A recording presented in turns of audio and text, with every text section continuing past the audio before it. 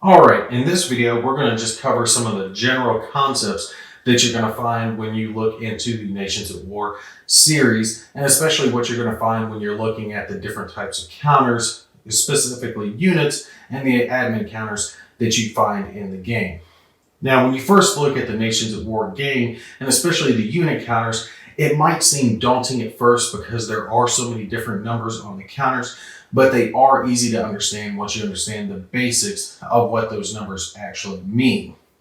Now, units are going to come in one of two different varieties. They're either going to be hard or soft, and you can think of that as your hard armored units like your tanks, and then soft like infantry type units.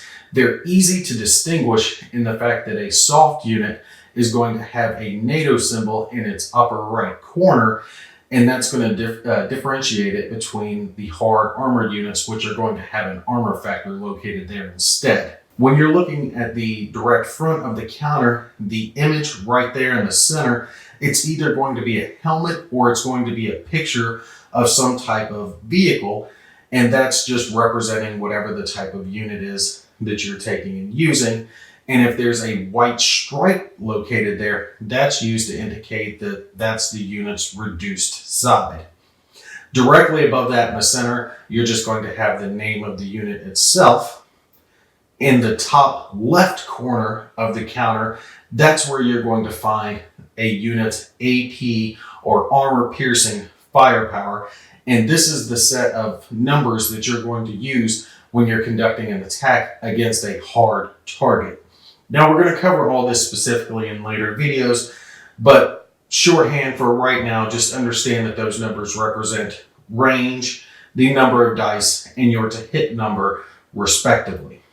In the bottom left of the counter, that's where you're going to find your HE or high explosive, and this is going to operate very similar to how AP operates.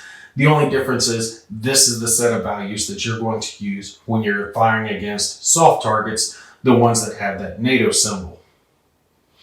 The top right of the counter, that is where you're going to find the armor factor for hard units. And again, that's going to operate similar to how your firepower is going to work, with the exception, of course, that it's not going to have a range, but it is going to give you the number of dice that you're going to roll and the number that you're looking to roll to equal its success. Again, if you have a NATO symbol here instead, that is a soft unit. In the bottom right of the counter, that's where you're going to find what's known as your assault factor. And again, it's going to operate similar to how firepower is going to operate, giving you a number of dice and a to hit number when it comes to conducting your attack.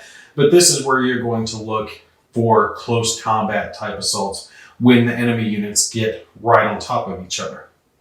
Now, these are just some of the basic concepts that you're going to find when you're looking at the Nations at War counters. We're going to get into all the specifics in later videos, and we're going to cover HQ units in their own separate video.